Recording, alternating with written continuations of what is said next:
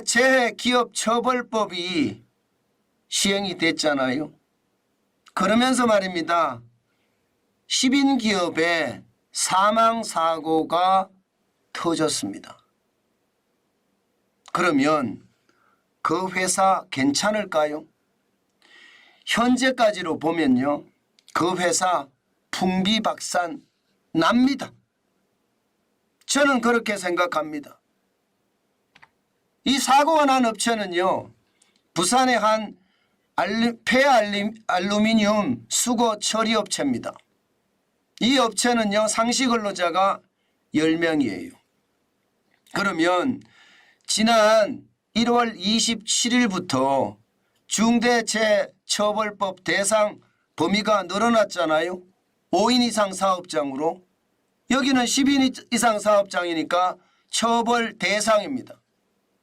그럼 처벌을 어떻게 받느냐? 여러분 1년 이상 징역 또는 개인은요 10억 원 이하 벌금이고요. 법인도 벌금을 냅니다. 50억 원 이하. 여기는 지금 사망사고가 났거든요. 다치거나 질병이 걸린 경우가 아니라. 그러면 여러분 이 업체 살아날 수 있을까요? 게다가 10인 이 사업장에 말입니다. 중대재해기업처벌법에 대한 예방 정비가 전혀 돼 있지 않습니다. 이거 말입니다. 누구의 잘못이냐 이게 문제가 아니라 위험이 있다는 것을 알고 사장이 얼마나 제거 노력을 했느냐 이거거든요. 여러분 사장이 위험 제거 노력을 얼마나 했느냐 이게 평가할 수 있는 수치입니까? 누구나 보는 사람에 따라 다 다르겠죠. 그러면 직원들이 나머지 남아있는 직원들이 사장을 포함해서 9명이겠죠. 그 직원들이 진술에 의해서 지금 결정이 된다는 이야기거든요.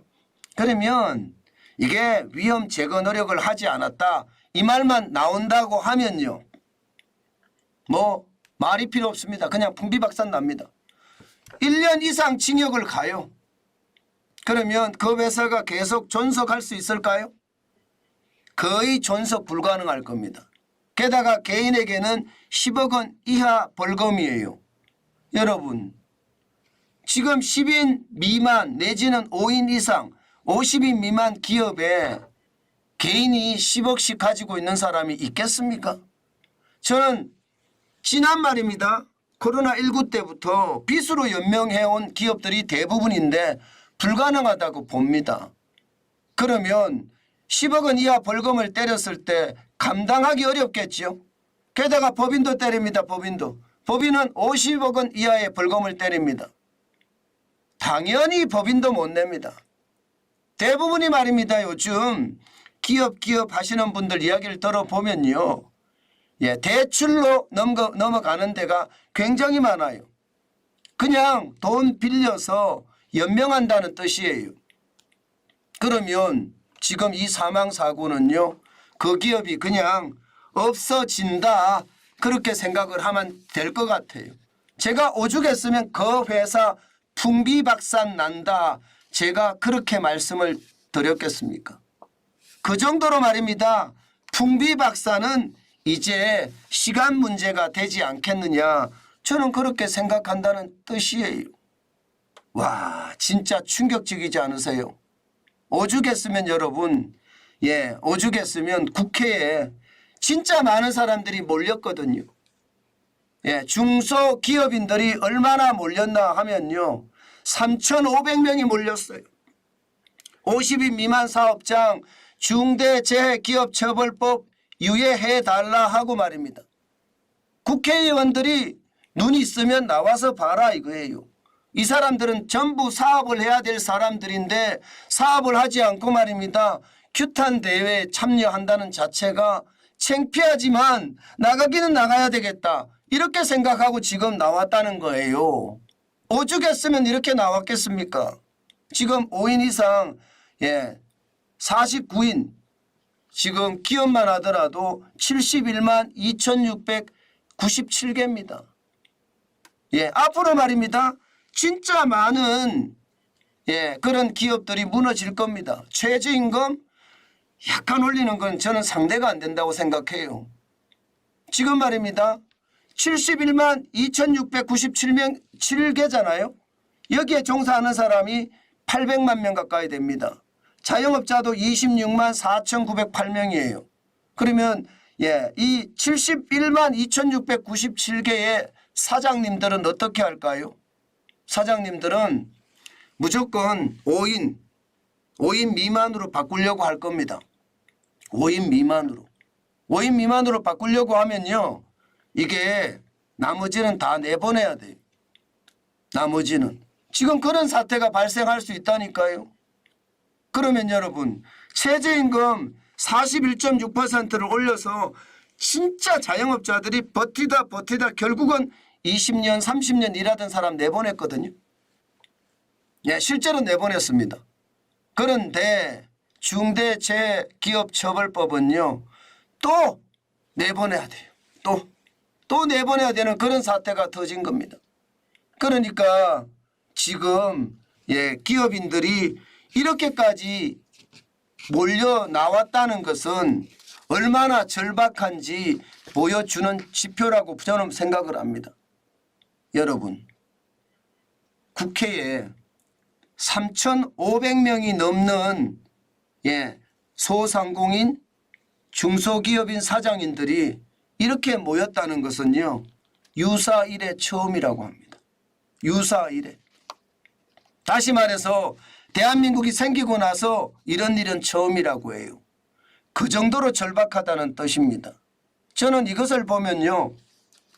아마 여러분도 느껴지실 거예요. 국회의원들 자기 월급 올리는 데는 혈안이 돼서 올리고요.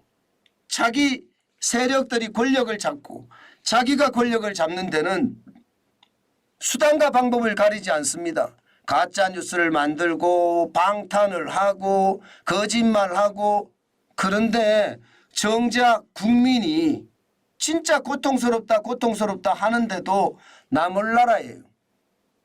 이것은 어떻게 생각하면요. 책임 방기입니다. 아니 그들 왜 세금 받나요?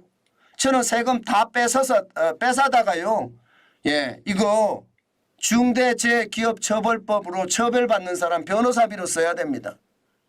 그게 더 온당한 것 같아요. 왜 국회가 있는지 모르겠습니다. 우리나라는. 어느 정도면 이 정도까지 될까요? 저는 이것을 보면서요. 대한민국이 정말 큰일 났구나. 대한민국은 이제 무너질지도 모르겠다. 저는 그런 생각을 굉장히 많이 합니다. 아니 회사에서 공장을 돌려야 될 사람들이 이렇게 빼곡히 나왔다는 것은 여러분 그만큼 절박하다는 뜻이거든요. 저는 그 절박함이 지금 현장에 엄청나게 묻어난다는 뜻으로 저는 그렇게 해석합니다. 도대체 이 나라는 누구의 나라입니까? 이 나라는 국회의원의 나라죠. 국민의 나라가 아닙니다. 말은 국민의 나라고 말은 국민이 주권을 가지고 있다고 하지만 사실상 그렇지 않아요. 주권은요. 국민이 갖고 있는 것이 아니라 국회의원들이 갖고 있고요. 국민들은 그들에 의해서 노예처럼 저는 취급당한다. 그렇게 생각합니다. 노예처럼 취급당한다. 그러니까 말입니다. 자기들 멋대로 법안을 만들어 놓고 자기들 멋대로 따르라고 하죠. 그게 말입니다. 독재예요. 국회 독재, 의회 독재 들어보셨습니까? 국회 독재, 의회 독재가 그만큼 지금 심각하다는 겁니다. 그런데도 눈 하나 깜짝 안 합니다. 어느 국회의원도 말입니다. 지금 중소기업인들이 이렇게까지 난리를 친다는 것 저는 인식도 못한다고 봅니다. 어느 국회의원들. 그렇기 때문에 여러분 저는 최악으로 가고 있다는 거예요. 대한민국이 갈라치기도 갈라치기고 나라가 무너지는 것도 무너진 거지만 지금처럼 현장을 외면하잖아요. 현장을 외면하는 것은요, 결국 나라가 최악의 수순으로 간다는 뜻입니다. 아마 여러분들도 다 느껴지실 겁니다. 예, 최악의 수순으로 간다는 게 저는 그것이 너무 가슴 아픕니다. 아마 앞으로도 계속 이렇게 가야 되잖아요. 그러면 우리 후손들은 어떻게 합니까? 우리 후손들은 뭐 우리야 그렇게 간다. 뭐 당할 대로 당해봤으니까 또 당하지 뭐 하면서 자포자기하는 심정을 가질 수 있지만 우리 후손들은 저는 최악의 상황을 맞을 수도 있다고 봅니다. 제발 제발 현장을 보고 현장의 아픔을 좀 알아줬으면 좋겠어요. 특히 말입니다. 대통령실도 저는 책임이 있다고 봅니다. 대통령실도. 왜 책임이 있느냐. 현장 중심으로 계속 이야기를 하다 보면 이런 모든 것들이 저는 해결되리라고 보거든요. 그런데 현장 중심으로 일어나지 않으니까 그 상황이 점점 어려워지는 거다. 저는 그렇게 평가할 수밖에 없습니다.